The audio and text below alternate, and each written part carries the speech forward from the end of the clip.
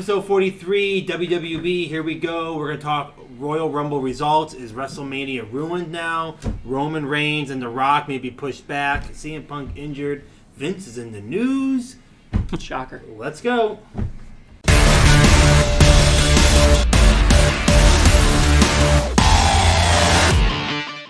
All right, folks, we're back. Episode 43, Wrestling with the Business. We got the varsity athlete, we got the professor, we got the GM. We're all here again. Seems like a lot of news this week, and yet at the same time, not a whole lot of news. It's really weird. So the news has been dominated with Vince McMahon. We're going to talk a little bit about him. We got the Royal Rumble results and new DIVA'S I thought you were going to champion. say the biggest news of the week is this right here. The return of the great. So I'm now a second time. Two-time. The only two-time? No, someone else. Didn't you get it twice? No. You haven't had it? Wait, did No. I? I've only had it once. I had it once. Then I went think to it Jerry. was- I did have it twice. Damn it. Wait, but who did you lose it to? Did it go me to you? Oh, yeah, it went me to you. And now back. And then to Jeremy, then back to you, now back. It's almost just moving its way back around. Yep, I'm going to That's move it. to the other side of the table next. I don't want him to get it back. So All right. I am now a two-time WWE Divas champion. It looks Wear it good proud. on you. Wear it proud. It looks good I on don't you. mind. I always like carrying We're expecting updates. Yeah, updates, yeah. So before- No, I do have something planned. I thought of something. Oh, okay. All right, Good. cool. Tune in next week then. Before we get into everything, be sure to like, comment, share, subscribe. Get your voices out there. Help us to build this channel up more. We got a lot of plans coming with this show and others like it, so stay tuned for that.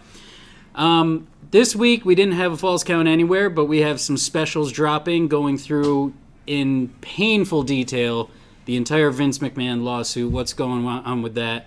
Definitely want to check those out. We've got several videos dropping for that, but before we get into our news and headlines, we got to talk about it briefly.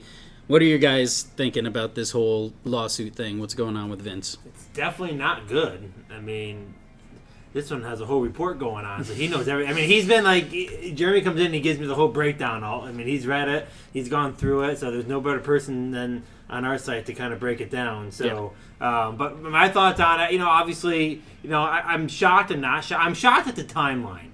Because when I first saw it, when I first heard about it, I thought this was like pre-COVID. I didn't read all the details, so I thought it was like pre-COVID for like a couple of days. For some reason, it just didn't register with me that, hey, wait a minute, this was like 2021, 2022, and I'm like, this is like, and I've seen photos of like things posted of him, and I remember him, whatever, out in the ring, whatever. I'm like, that was like when he was doing that. So it's kind of like, it's like, I guess I didn't realize how recent it was. It explains a lot with Stephanie now, and the thing, like everyone kind of blaming Vince for not turning the reins over, when in fact it was like It was a power struggle. It was behind like the people scenes. really wanted him out, and I think you're gonna start to hear a little bit more with Shane. You're gonna hear a little bit more with, I think they're gonna start to really, some details will probably come out about it, but. I mean, it's just disgusting, obviously. I mean, I don't know. I'm sure there's more details than what we know. It's probably like 70% of the details are out. It's, but I mean, it's not good for WWE, obviously. Can they champion through it? I think they can. But I mean, TKO is going to be. I think at the end of the day, there's like this is very, very bad, very disgusting. But hey, we're now away from Vince. Like it's kind of like now we're away from him.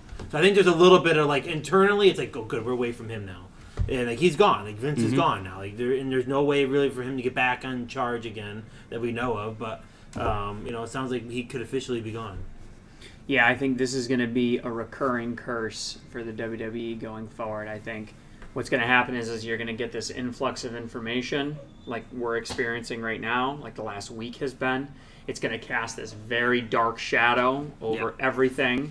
It's going to start to disappear. People are going to start to forget. We're going to move on. We're going to have WrestleMania excitement. And then there's going to be a break in the case. Some new lawsuit's going to get filed by some other clan. And then all of that mud is going to get dredged up once again. And the water's going to become cloudy. And it's going to cast the same shadow. And that cycle's just going to repeat itself every 3 to 6 months, I think, for a long, maybe for the rest of Vince's life.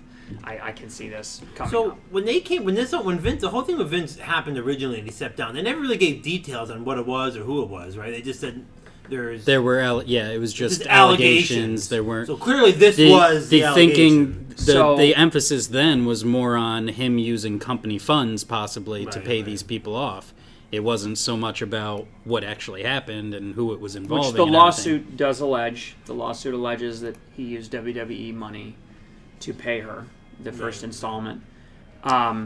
It also, it like, having read it, having gone through it, I can tell you guys it answers a lot of questions from behind it. A lot of pieces that seemed, disconnected, and a lot of, like, it was like this whole story is like this constellation of unrelated events, and then this one lawsuit ties them all together in this almost conspiracy theory like scenario where it's like, oh yeah, that's why Stephanie took over and then dropped it. Oh, that's why Vince resigned and then came back. Oh, that's why this happened. Part of the reason why the NDA got signed was because Vince was under investigation. Remember, the internal committee of the board that was reviewing it? He had to get that NDA signed before he could report back to the board and go, everything's good, there's no problem, everything's good. And then the board could go, yep, we're all good, Vince is fine, everybody's good. So it was all just this kabuki, it was this facade that he was trying to push everything through to maintain control. It's like a real episode of, like, I don't want to say Succession, because they don't. It's like that. House of Cards or like, Succession. He's behind the scenes working all these type of deals to try to get. And the question is, how much did people know going into this whole merger, and how much did they not know? I think that's stuff you'll find out. I think down the road, like, and it lines up. If you read the way that things escalate, if you read the things that are said and the claims that are made, it aligns so well with the personality of Vince McMahon, with his modus operandi, with other credible reports that other people have made in the past. And, it struck me from the very beginning. It struck my interest because I've read a lot of lawsuits, especially wrestling-related lawsuits, and this is the only one that I've ever seen that includes the word trafficking in it. It's essentially which is incredibly unique. Yeah. Now, by the way, it's the most lurid claim, the sex trafficking claim. It's probably the weakest claim in the entire caboodle of everything. And quite frankly, I even had to stop and go back. And I know what trafficking, but I actually wanted to get the actual definition of it for a minute. And I'm like, but he is kind of, he is putting her out there, if it's true, for the sake of trying to lure people over. He basically selling her he's paying for people to travel to and from her. It's kind of like it can be argued that I think it's a stretch. Yeah. I don't know where the extent of this is criminally. This is one where it kind of hurts on both sides too. Like, typically if the trafficking wasn't there, if the using WWE funds wasn't there, you'd be able to say, yeah, Vince is a perv, here's some money, go away. Or if it was the other way, you could say, we're getting rid of Vince, and so now the problem's gone, our corporation is clean, we're okay. But because it's both of those claims, it's one drags down the other. One guides the other through this horrific, hellish, infernal process where Vince is gone, but that doesn't mean the problem's gone, because the whole environment of WWE is Vince's company. It is Vince. He has welded himself to WWE. Yes. So there's no way the company's going to be able to get the stink of this off of them, in my opinion. So it's going to be that forever. My thoughts immediately when I heard this was, unless something comes out where it's 100% proven that it's all lies, she made everything up, whatever.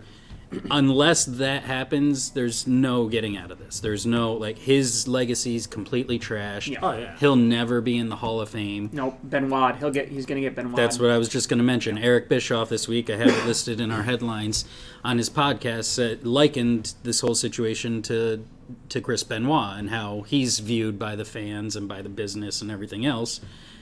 The only difference is WWE was able to erase Benoit from their history, from never mentioning him again. Like you just said, they're not going to be able to do that with Vince. But I mean, even WrestleMania, his famous "Welcome to WrestleMania" thing, they do that at the beginning of every show. So to take him out of that is going to be this will near define impossible. The entirety of his career. He changed wrestling forever. He's a maverick in the business. There'll never be anybody like him. But I think, frankly, I think he, in a weird way, I think he wrote his book. I think he did what he did, but I think he wrote his ending.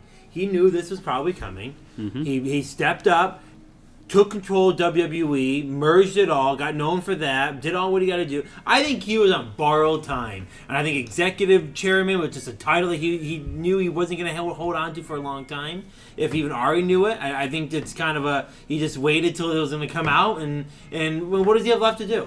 They're gonna drag him He off doesn't of that care. He's throne. 78. I mean, the They're reality gonna drag is, him off of that. He's gonna fight this in court, and it's gonna keep the he's stink going- on TKO. It's gonna keep the stink on reality WWE. is, if it's not okay. He'd rather see it burn down than have it be somebody else's baby. The That's my reality thought. is, if it is not true, then he should fight it. And the question is, the most he can get out of it is it being labeled as not true, and to kind of give himself some redemption. He can't sue her financially; she's probably not worth much.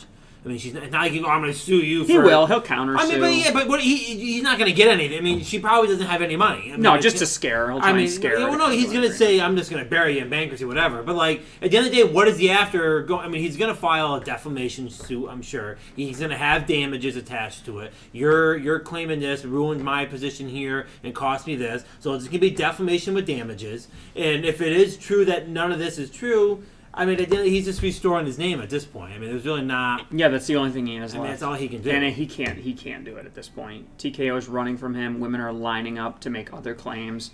It'll be interesting to hear, like, if TKO and WWE start supporting, a lot of the female wrestlers didn't like it when Vince came back. Do they have anything bad to say about Vince? It'd be interesting to see if TKO tries to put a little space between themselves and Vince by saying, yes, Bayley, you had a problem with Vince coming back. Speak out now. Did anything bad happen? Yes, Mercedes, yes, anybody that left during this lurid time from 2019 to now, they're gonna get. It'd be interesting to see. I think obviously I would normally say everyone's innocent until proven guilty, but I think there's just a lot lining up here that just makes sense. When you look at Stephanie, it doesn't matter. When you look at Stephanie stepping down, it's just kind of like, it's kind of like I think people knew about it. And, their silence is going to be deafening. When They're you don't stand all next to their these dad. are still allegations and everything, but just from the history we know of how he is and how he treats things, it's hard not to believe when it. he's standing up making these statements by himself and he doesn't have Shane and Stephanie there and Linda there, that's going to say way more than Janelle. I'm Grant actually ever said. shocked that in the article it says that when the minute his wife found out, because I've kind of been on the assumption the last 5 years they really weren't together. They are estranged, yeah. So estranged, the fact that she found out in 2022 and put her foot down on it, I mean, it sounds like they're still. What she said was, "I'm going to divorce you," and that was going to put the company under threat because she's going to fight for half the company because he built the company with her. He didn't want that to happen, knowing that TKO was up the road, knowing that he wanted to do all these huge things.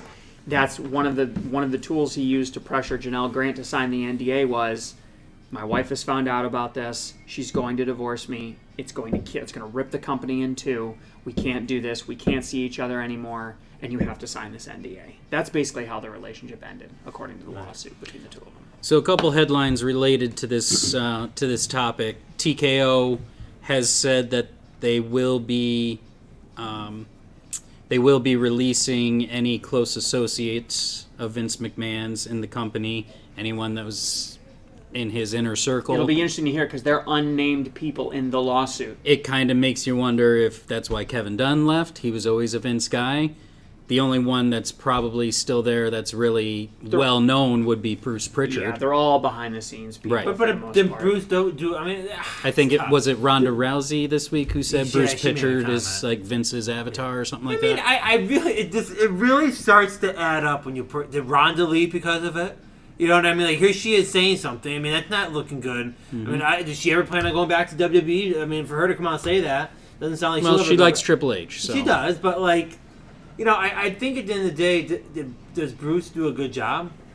I mean, do you give Yeah, I mean, you can't. Yeah, as long as he's not involved in anything directly. But then at what point do you not say, well, Bruce is gone, how can you say Triple H should be gone? The lawsuit I indicates that there's a Titan family.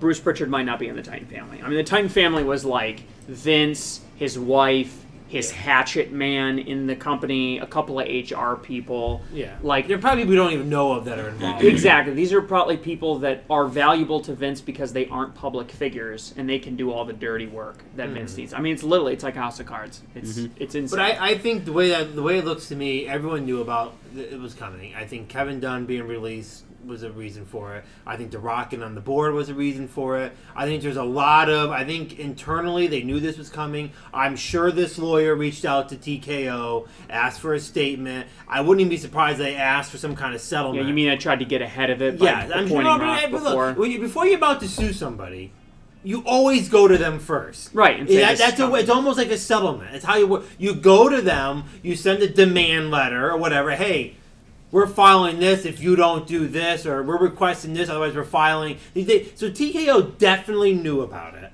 okay? And I'm sure that's their way of, Kevin Dunn's got to go. Let's bring The Rock on. This is great. He can be a new face. It'd be some excitement onto the board. They're losing a WWE member. We're gaining a WWE. There's a lot. I think a lot of it they knew was happening. And we also noted how it was interesting. One last point on this before we move on. One interesting thing to note, when they did the merger on this show, we talked about how, it doesn't seem like there's a lot of WWE guys going to TKO. Yeah. I wonder why that might be. I wonder if maybe they didn't know who was tainted, who was in the inner circle, and now this is maybe a way to, like you mentioned, clean house, to kind of be like, okay, we're going to let go of everybody. We're going to release you from your contracts. And now that we know WWE's house is clean, so to speak, now we can start to do more. I mean, honestly, look, I love Triple H. But how can you say we're getting rid of Vince's associates and not think of Nick Khan and Triple H? I mean, you don't think Nick Khan knew anything of this? He's like Vince McMahon's right-hand guy. I mean, that's my only thing. Like, if you're really, I would say if anyone's on the table to get bumped off, it's Triple H and Nick Khan. But Triple H does a great job. Don't get me wrong. I don't think that. I think that Vince always liked being the biggest guy in the room, so he primarily associated himself with this lurid stuff with subordinates. These weren't people that are at the C-suite level primarily. These are like he liked considering himself a man of the people. There's reports in the lawsuit of him wandering around showing these explicit photos of her to referees, to the key grips, to the cameramen, to the roadies that are loading and unloading equipment. He considered himself a man of the people. He liked to look impressive and be the biggest dick in the room, so to speak. Mm-hmm. And you're not, when you sit in a board of CEOs, when you're talking to TKO, when you're talking to the Prince of Saudi Arabia, you're not the biggest dick in the room, even if you have $1 billion in your bank account. So I wouldn't be surprised at all. I think that John Laurinaitis could very well be the highest level guy that maybe got swept up in this kind of thing. Yeah, I think everybody knew that Vince was a perv, but I don't think that they knew the depths that it went to if this lawsuit is true. Yeah. So the last thing on this topic I just wanted to mention was it was said that before the Royal Rumble, superstars were instructed to not speak about the allegations in interviews or anything, but in the press conference after the Rumble, Cody Rhodes and Triple H were both asked about it. Apparently, Cody really handled it well and kind of answered without answering. Right. Whereas Triple H was very, very evasive and he just very clearly did not want to talk about it. Today, the CEO of Netflix got asked about it. Okay, so that was the next thing I was going to mention too, but about the McMahon documentary that Netflix is making. Well, about Raw, primarily. Right, that too. But... And basically the response was, he's gone. Mm-hmm. He's gone. So they're trying desperately to wash their hands of the situation. Again, this is what I was talking about. You can't get the stink off of it. Yes, Vince is gone, but it's WWE. He is him. This is a Hydra situation. Who else in that organization is like I this? really, truly believe this will be a story for a little bit, but I really, truly believe it will just go away. Not go away in the sense of... If I'm Tony Khan, I'm licking my chops. No. I go away in the sense of I think people are going to be... The general public is going to be more thrilled that he's just gone. than about the discussing stuff in the law. I think that's what you'll hear about it when they go to court and he files whatever. You'll hear it. But I really think at the end of the day, at the end of the day, if you're internally at WWE, you're like, there's like part of me is like, oh, this is really bad, but you're also like, he's fucking gone. Like, I'm surprised this hasn't made the regular news. I mean, it hasn't really. Well, it was broken by Wall Street Journal. Yeah, it was not. ESPN had it. Oh, they did? Okay, I didn't see that. ESPN had it. Like, well, just the fact that he stepped down, and they kind of discussed why he was stepping down, but. But you mentioned Netflix. Literally, it was either earlier in the day or the day before this news dropped. Wrestling News Source put up an article kind of updating about the Netflix documentary about Vince because Dave Meltzer mentioned it on his show that it's still in production and is still likely going to be released, but it's not going to be all like a praising documentary. We've talked about it in the past, but they'll add a new ending. Yeah, that's what I'm wondering if they're going to add to it about all this new stuff. You have to. How can you not? These guys are probably all being called back to work. Honestly, guys, I wouldn't be surprised at all if we don't see that Vince McMahon documentary. Yeah, that's what I'm wondering. If it'll just be canceled completely. The shit is radioactive. Everybody that touches it dies. You need to put it away, kill the project, keep the Raw deal because you've invested $5 billion in it. Kill the Raw deal, keep the Raw deal, kill the Vince McMahon documentary. Maybe in a decade or something after Vince is dead, you can bring it back up again. But for now, you need to let it lie. All right, so that'll be it on that topic. Definitely watch our special videos breaking down every detail of the lawsuit. A few of the videos have dropped already. Fourth is out, fifth dropping today, and they're going to continue every day until we're done for almost 2 weeks. So definitely watch those. Bite-sized chunks, 10 to 15 minutes, so nobody gets overwhelmed. Let's get into some other WWE news. So the Royal Rumble was this past weekend. Fairly decent show, but Dan disagrees. Yeah, it was okay. It was a one-match show. Was it really okay? I mean, who was the best performer in each match in the two Rumbles? Who was your best performer in the match? Pat McCaffrey, I know, but besides him. Who else? I mean, honestly, I'm gonna change the question. I really think the Kevin Owens Logan Paul was the best match. Really? I thought it was. I thought it had an interesting ending. It was actually the only thing that was really of interest. I thought the Women's Rumble was the best match. The women's was good too. Don't get me wrong, but the men's was horrible. The Roman Reigns match horrible. I really thought at the end of the day, the match that really kind of had me like, oh wow, this is that was a good little. That's to keep the story going on that one was the Logan Paul and Kevin Owens. I mean, the women's Royal Rumble was definitely good. It had more surprise than the men's, that's for sure. We'll talk about the results a little later, but one of the main things that happened was CM Punk got injured again on his first televised match back in WWE. He had a torn tricep. They're thinking from Drew McIntyre's DDT there. He tore his tricep. He's out of WrestleMania. He came out this week and said, no WrestleMania, maybe next year. There have been some great memes about that have been hysterical. Drew McIntyre posing in front of the gravestone with CM Punk WrestleMania 40 next to it and stuff. There have been some great memes. The internet's wonderful. But you kind of called this when it was looking like he might be going to WWE, and certainly after he debuted at Survivor Series. You've been saying for a while he's injury prone. He looks. I laughed out loud when we were watching the Rumble, and I think it was Corey Graves that said, CM Punk is in the greatest shape I've ever seen him in my life. And it's like when Punk is taking his shirt off or something, and he just is not. It's not 2007. Like, it's just not the way that it is, and they're trying to sell it like it is. And, he wrestled, I think, Dom, and who was the other dark match he had at the end of December, beginning of January? Oh, I thought they were both Dom. If they were both, I mean, that's very different than getting in there with, Omos or Braun Breaker or anybody in there. Drew McIntyre. Now, have you ever thought about the politics of do you really think Drew McIntyre was maybe a little bit more?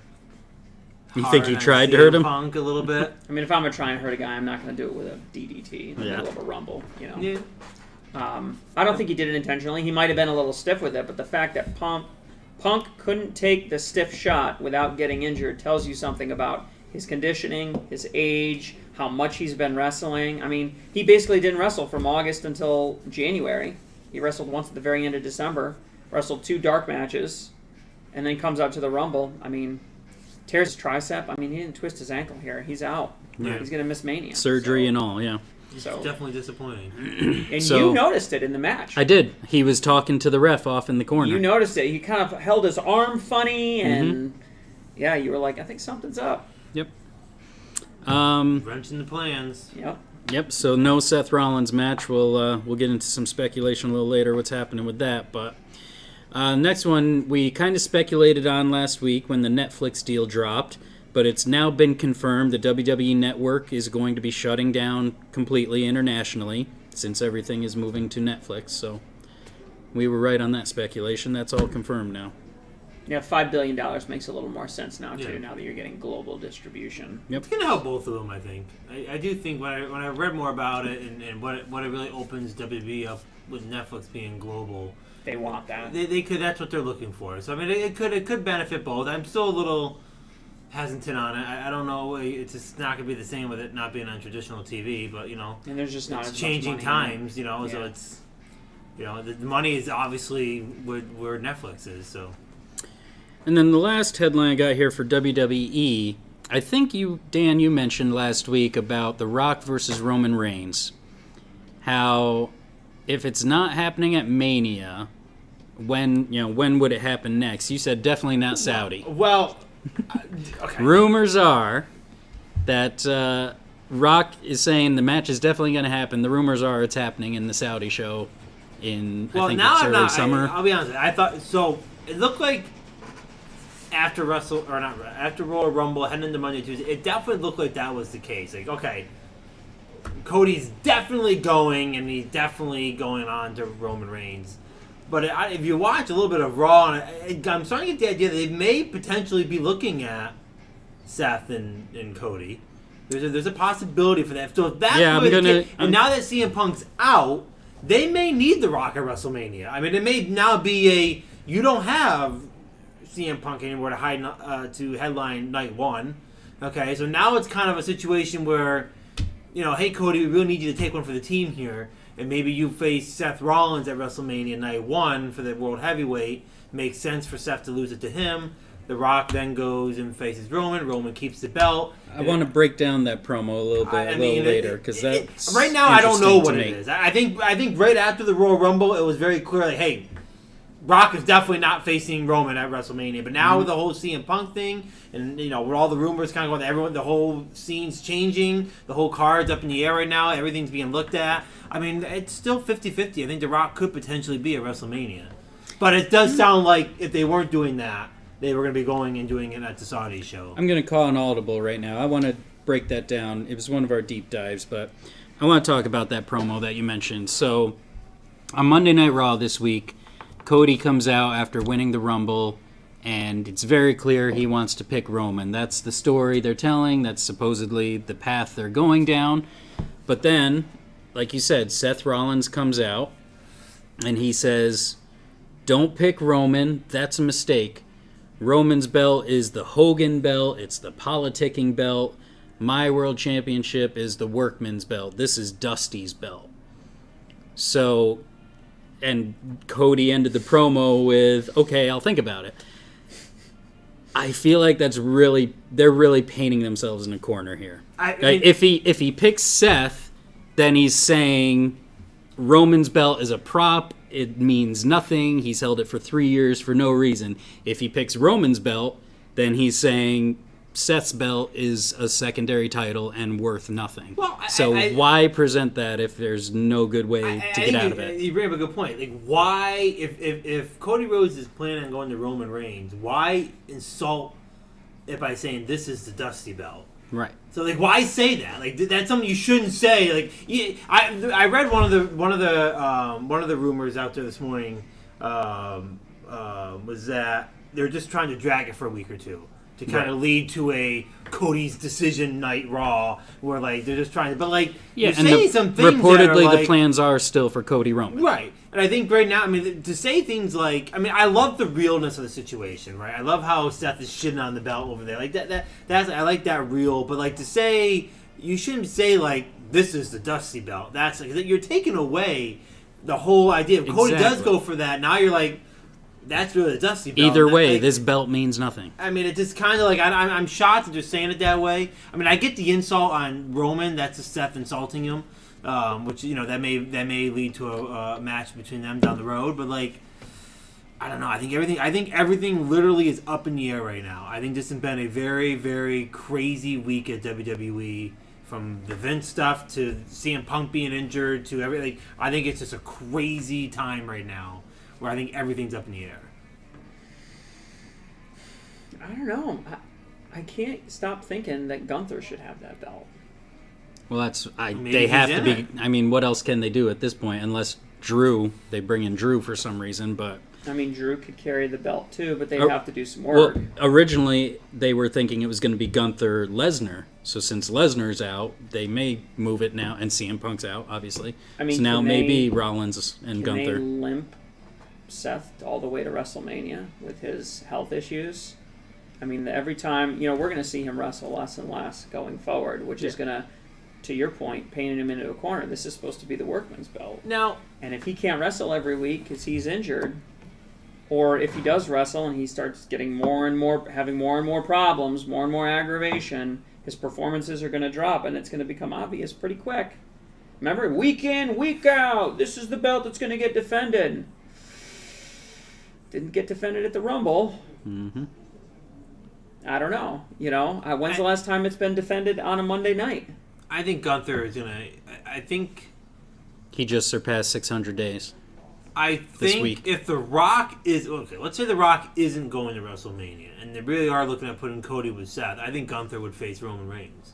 And it'd be... both of them are champion. I mean, why not? I mean, you have two guys that have held the belts for years between the two of them. I mean, it makes sense for him to be fighting Roman Reigns. I mean, that's a legitimate match. They got to start building that story now, if that's the case. So that could be the case. I mean, it's funny you talk about Brock is out.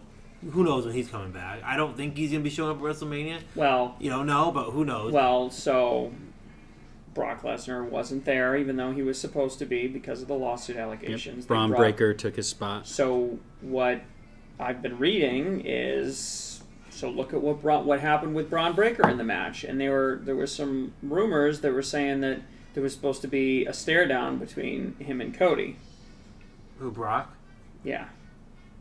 And that they were going to try and dredge up some of the feud that they just got out of. Lesnar basically shook his hand after, and I mean they ended that. That was a clean-cut done rivalry. Well, listen, maybe it was just a spot to try and get a pop out of the crowd or something like that. I think right now nothing makes sense at WWE. They got a lot. I mean, even many things have been screwed even up. the CM Punk Drew McIntyre thing didn't make any sense, right? Mm-hmm. I mean, you have CM Punk who's supposedly not back till September, and Drew McIntyre who doesn't have a contract. So why would you try to if Drew McIntyre is really leaving? Why have Drew McIntyre come down and attack CM Punk? Like, it just doesn't make any sense unless maybe, again, I've heard a little bit that it could potentially be he's not injured as bad as they're advertising, and that there is a legitimate shot for him being back. But he's going to come back with Charlotte Flair? What's that? I mean, I don't know, but why do the whole thing with... The setup that I heard is Gunther gets the championship, and there is a Rollins tournament. championship. The Rollins championship, and there's a tournament. Who gets it? Gunther. Oh, okay. And there's a tournament to determine the IC champion, and it ends up coming down to Andrade versus Gable. At WrestleMania? I don't know if Gunther would vacate the title or if it would be a storyline for SummerSlam, a setup for SummerSlam. But that was what I heard. There's a lot going on. And probably Andrade wins it. But that'd be a hell of a match, Andrade versus Gable. Just before we move on to AEW stuff, you mentioned Braun Breaker in the Rumble. Reportedly he took Brock Lesnar's spot, and he did all of everything that was planned for Lesnar, including getting eliminated by Dominic Mysterio. Yep. So there was supposed to be a Lesnar versus Mysterio match at Elimination Chamber. That was the plans. So maybe Breaker's taking that spot now, and he's going to be on the main roster. Maybe he'll be in the title picture. Listen, never let a crisis go to waste. If you're Braun Breaker, I would jump on that opportunity as best you can. Cause It ain't coming again. All right, let's get into some AEW headlines and rumors here. So AEW hasn't been doing so great lately on ticket sales for their weekly shows. It's looking like now they're going to limit touring in smaller markets after this week in Savannah, Georgia, and they're going to be sticking to the larger venues like the Chicagos and the places they generally do well in. So you think that's gonna be a good move for them? Just play smaller venues, guys. Don't be. I mean, you can still go to Erie, but play a 2,000-seat venue. Play a 4,000-seat venue. This past week in Savannah, they only sold like 2,100 tickets. Yeah, exactly. And that's a market like you would think they'd be doing well in that market because it's not a. That's a old WCW it's town. It's not a crazy. I mean, but not only that, it's not. I'm trying to think of the word I'm trying to say here. It's not a market that. Yeah, it's too overwhelmed with wrestling. Like it's the first time they were there. I think it's the first time. That's what I'm saying. It's the first time they've been in Savannah, Georgia. If I'm not mistaken. I don't think they've ever been there before. I mean, it's right next door to Jacksonville. Yeah, but like they only get 2,100 in a market that you've never been in yet. That's not that good. Yeah, I mean, I don't know why you have to come to Albany and you can't go to Glens Falls or Poughkeepsie or an area around there, North Adams, Massachusetts, or you know what I mean. If you're gonna go. Again, it doesn't make any sense to me. 3,000 tickets in a 3,000-seat arena is a success. 3,000 tickets in a 5,000-seat arena, in a 6,000-seat arena, it looks like failure. Doesn't make a lot of sense. Plus, you got better negotiating power with the smaller venues. They got whatever it is. They got to change it up. We've been over this, over. Who wouldn't drive from Albany to Glens Falls to see AEW when you got a bunch of people in Glens Falls that are willing to drive to Albany to see AEW? And in Glens Falls, you're much more likely to be able to sit closer to the ring for cheaper. Exactly. And you're going to have way more negotiating power with a venue like that. It just doesn't make any sense to me. I'm not sure why Tony's doing that. I think it's just to try and make it look better on TV. That's the only reason. Tony, hire me to help with booking venues. I can fix your problem. Ooh, big words. But at the end of the day, I don't. At the end of the day, I don't think that's their problem.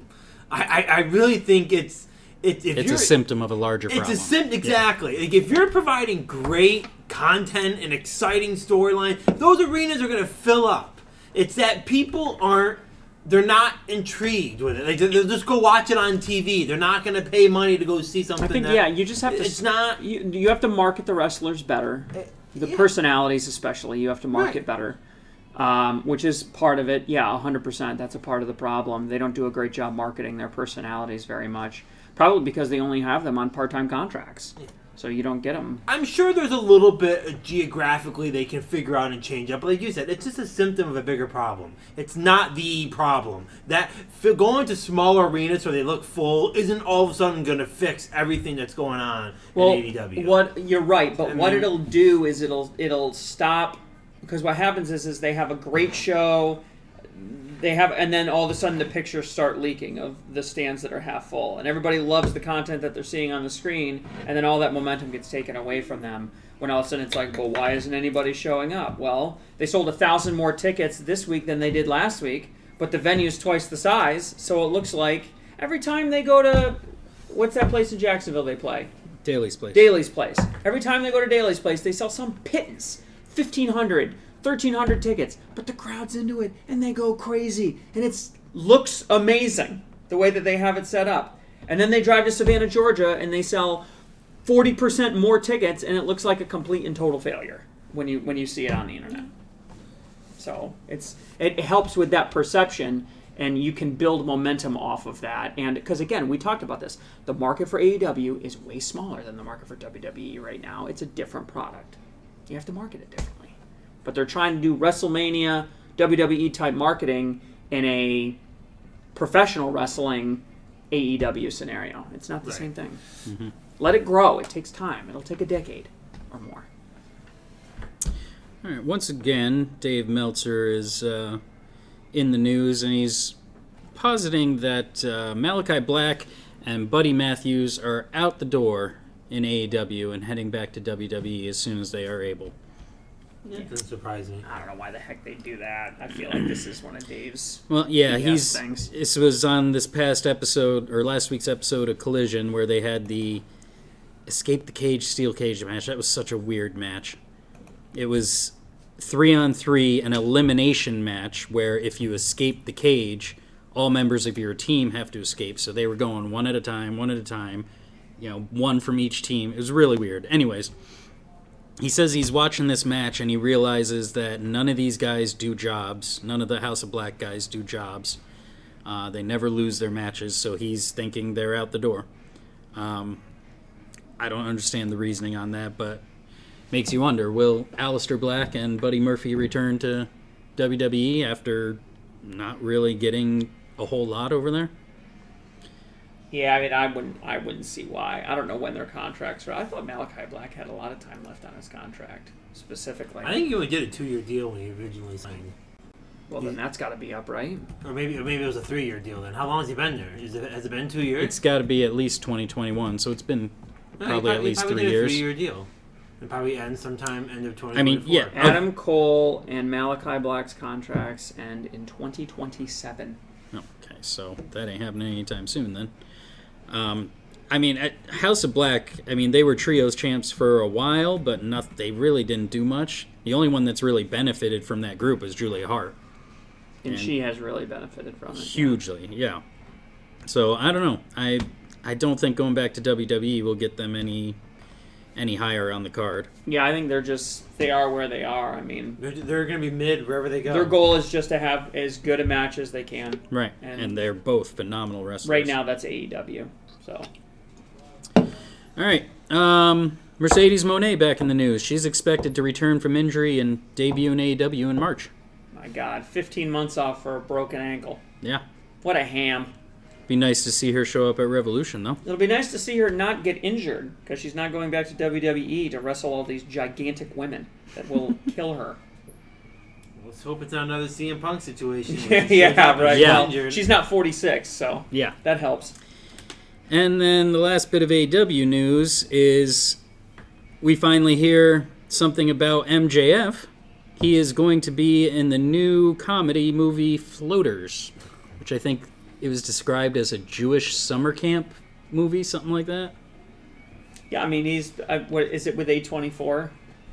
Oh, you know what? I didn't check that. He kind of has a little bit of a relationship with A24 now, thanks to the Iron Claw stuff. He was so maybe that's why he's not doing anything now. He's shooting a movie. Yeah, I mean, it would make sense. I mean, listen, I could like, let me modify my theory a little bit. He doesn't sign the contract, says, I want to go off on my own, Floaters bombs, I can't make it, comes back the next year, comes back home.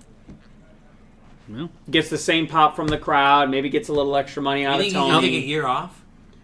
I mean, he could take as much time off as he wants. I think it'll take a year to... I don't think he has that much money. Yeah, he does. Mm-hmm. He's making money doing these movies. Yeah. It's not like he's unpaid. I said it before, I'll say it again. If he's not going back to AEW, the way they ended that story was crap. Yeah, and with Adam Cole being there until 2027, honestly, I really think it's a classic AEW ending. To be honest with you, that's just my. You're just cynical. Just a classic. No, it's just dog shit ending. It's just a rush ending. It's an ending that's rushed. It's an ending of, I don't know. The reason why it doesn't make sense is because that was the most dragged out, drawn out storyline. It would have been different if Adam Cole hadn't gotten injured. I mean, it was like you'd think MJF died. It ended so abruptly. Yeah. You know? Like, oh, well, he died, so they couldn't finish the story, you know.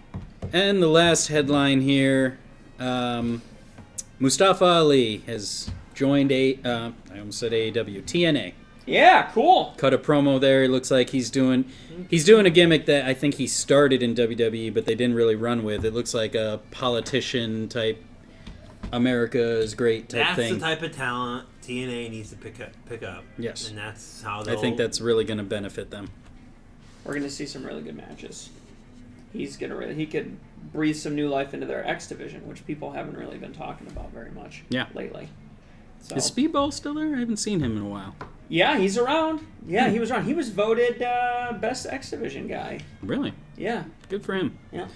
All right, let's get into our last deep dive here. The results for the Royal Rumble. We watched the whole show. I really wasn't into anything except... Well, I was into the Rumble matches, but the men's match, like you said earlier, was very disappointing. We knew what was happening. There were no surprises, but Should we run through it real quick? yeah, run through those results quick. I'll have Steve put a little snapshot of the results down below so you guys can follow along. So we started the night with the Women's Royal Rumble match. First match of the night. Good match.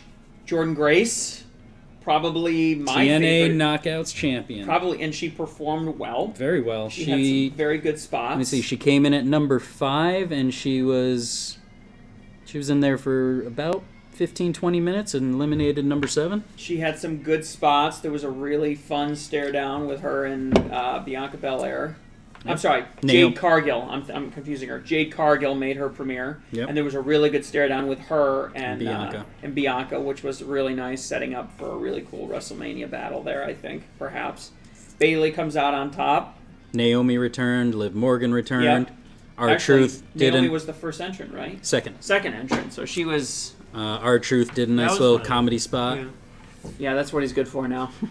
It's funny. Well, I mean, he's up there in age. Was he 50-something now? 51. 50, yeah, 52, something like that. Hey, take advantage of it. Definitely my match of the night. You guys correctly called Bayley as the winner, which is setting up the exact same storyline we've been talking about. So very good call there. So then we moved on and we had the Logan Paul, Kevin Owens. I'm sorry, we had the Roman Reigns match. Yep. The 4-way, Roman Reigns, Randy Orton, AJ Styles, and LA Knight, which I think once we saw that it was second on the card, we were like... How important is that belt? We're like, okay, nothing's going to happen here. And I believe I correctly predicted that it would be AJ Styles that takes the pin. Yep. He's the smallest body Did he get in a the point ring. for that? No. No. I didn't put a wager on it. I just let it go. Then we had the Logan Paul Kevin Owens match, which I believe was your match of the night, right? No big surprise there. We all called it properly. The ending was a kind of a surprise. He won by DQ. Well, I mean, it's Kind of a lame ending. Yeah, I laughed I wasn't- really hard. I wasn't at it. crazy They about it. had to do that because first off, it's a good. First off, WWE doesn't do too many of these endings anymore, so it's kind of Thank an ending God. back in the old day where it kind of keeps the story going. It's a little bit of you don't see much of that anymore. That's why I like that. Kevin Owens used the brass knuckles, yeah. and then the ref is counting 1, 2, and then but it's like, you're wearing brass knuckles. But Camera angle cuts to the brass Exactly. knuckle. But it's a classic WWE storyline. It's a classic wrestling storyline for a match. But like, it makes sense now. Like I throughout the whole match, I'm like, what is Kevin Owens getting out of this? He's not in the Royal Rumble, but he's gonna come out here and he's gonna lose to Logan Paul and take a pin. And I knew that Kevin Owens wasn't gonna beat Logan Paul. Because then Logan Paul's not taking that heat of losing a match. So neither one of them can afford really a loss. So this makes, when it happened, like, oh, okay, that makes sense. Okay, we're good. And now it's like, okay, that match, that's a good match. Those guys can go on, carry on their momentum. And I don't know. It pulled me right out of kayfabe, which was the only thing I had going for me. And they were pushing the kayfabe with fighting each other at the Performance Center on Thursday or whatever. Yeah, I like before. that. I like that. You know, it's like they pull you into this kayfabe, and then right at the end of the match, they just rip you out of kayfabe and kick you in the teeth. So, it was a decently entertaining match, though. It was well executed between the two of them, and it was pretty well done.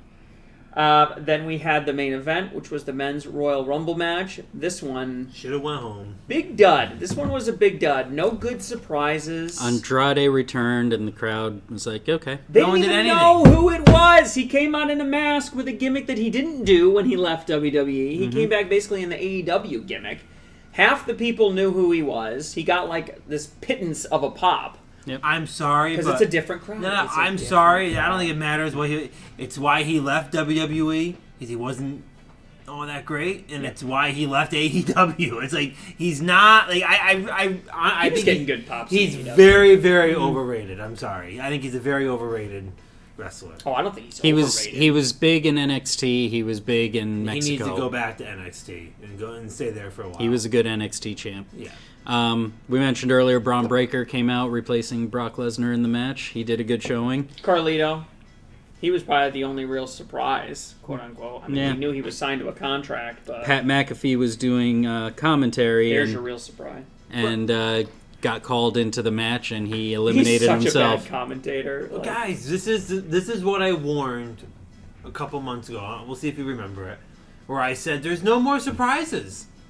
Who are you gonna get to the surprise? There's no more surprise. MJF would have been the only surprise. Now you know why I called Undertaker. Yeah, but because that's where you'd have to go to get a surprise. But like, you can't you can't get Brock Lesnar. He's been obviously everything going on, but before that he's been used too much. That's not a surprise anymore.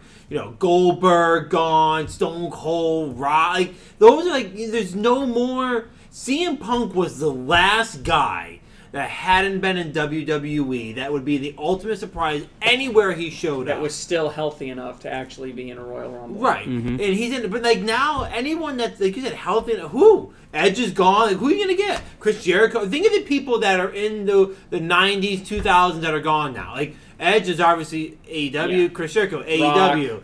I mean, they're gone. Like, there's no one to get anymore. Shawn Michaels isn't coming back. Rock, Triple H. Batista. Cena. Yeah. Batista could potentially come back. That's what I'm saying. They're healthy enough to come back. Cena in a year or two would be a big enough surprise because he's kind of been away. Although he was at last WrestleMania. But when you're talking crowd reactions, I think right now your only option would be a huge. Right now, the only type of surprise you can get are people that are leaving AEW for WWE that have never been in there before. Like an MJF. Like Cody Rhodes, MJF. Those are the surprises that you have left now to try to get. Oh shit, we just signed Sammy Guevara. Oh shit, we just signed MJF. Those are the only people now that you can get to come over. But outside of MJF or somebody that's already been in WWE before, the crowd doesn't know him. Yeah, would they even know MJF? Jordan, they know MJF. Jordan Grace. They didn't know. They didn't know Jordan Grace. Andrade. It's become this two-tiered system where you have these huge superstars that, again, you put 50,000 people in a stadium, even if 5,000 of them know exactly who Andrade is and are huge AEW fans, that's not going to amount to a pop in a crowd of 50,000. You have to come up with people that are as big as stars outside of WWE as they would be inside WWE. They just don't exist, man. Because there are no bigger stars in WWE. The best part of that match, though, was R-Truth coming out again and getting a hot tag into the Rumble from Dom Mysterio. Yes. That was pretty funny. That was a hot tag in the Rumble. That was kind of fun and creative. Yeah. We already mentioned it. Cody Rhodes won, so he's going to WrestleMania. The main thing that stood out to me, you mentioned Undertaker. Neither one of the Rumble matches had any legends, any past wrestlers, nothing.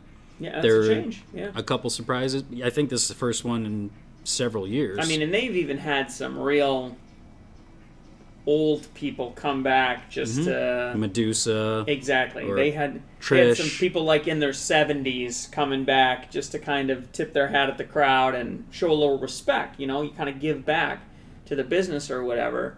Show some respect. But I don't know. I don't think this day and age, if you brought out somebody from the old days, I'm not sure that there'd be much appreciation there. Yeah. There'd be a lot of who's that. Right. Unfortunately, again, it's a different market. It's a different product. It's a whole different thing. So, now, who were we picking as win? I don't think. Who did we pick as the winners? We all were wrong. So he had Rock, and you and I had CM Punk. Oh, that's right. Rumble. For the men's Rumble. The other matches we all got right, though, right? Roman Reigns and Logan Paul, I mean. Yeah, those were throwaways. Well, Jeremy walked out the winner with the pool we had, so I made a little money off of it, so I walked away okay. I didn't mind being wrong, especially when I knew that Sasha Banks and MJF both hadn't Hey, I took a big swing. What can I say? 4 points. So, what can I say? I took a big swing and I got the title. So, I would... But he got Andrade right though, coming back. That was a bonus, right? I mean, you were doing you would have, without making the wagers. I got right. Naomi. You would have tied. You would have tied Matt, and it would have been me stuck with the belt at my minuscule 2 out of 5.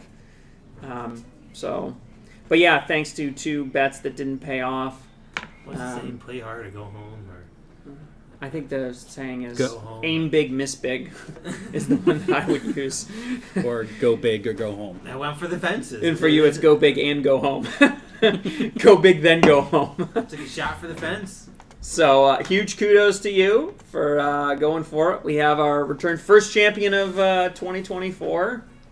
We'll see how the defense goes. Are we going to... well, we can either do Elimination Chamber in February or Revolution in March as the next defense. Well, I would say we do both. I mean, Are we doing pay-per-views? When's Elimination Chamber? End of February, I believe. Well, we should really only pick one because Revolution is the first. It's like March 3rd. Oh, are they right next to each other? They're right. Yeah, No, they're back it to doesn't back. matter to me. So we should pick one. Well, then maybe We could go to AEW. do Revolution. Yeah, because it Sting's last Okay. match. That could create some controversy. So you'll have Or we that can for a make it few a, weeks. or we can make it a two event one. Almost like WrestleMania add up, 2 nights. add up Do the them points. both. We'll do. We're through week 1 of our championship tournament. That might help me. I seem to do better on WWE than I do on AEW. Yeah, maybe if they're really that close, maybe we'll just do a week where we're in the middle of a battle. Oh my gosh. That's not bad. We can just do the belt, just slowly shifting Oh, back it looks and like it's forth. going towards Jeremy Yeah, right yeah, now, yeah. so we're gonna Yeah. slide it over. All right. Well, all right. Yeah, let's do that. Let's mix the two of them then. Okay, sounds good. All right, so that's our show for this week. Like we said earlier, be sure to check out those fall of Vince McMahon videos, special videos that Jeremy has been doing. They're very juicy. Very. And You wait. We're just getting Jeremy's started. just getting into it. Just getting started. definitely careful who you watch those around. Mixed company. Some people might be a little easily offended with these details, but it's going to be good nonetheless. I easily offend. So That's true. Just look at them. On that note, you keep watching. We'll keep wrestling with the business. See you later.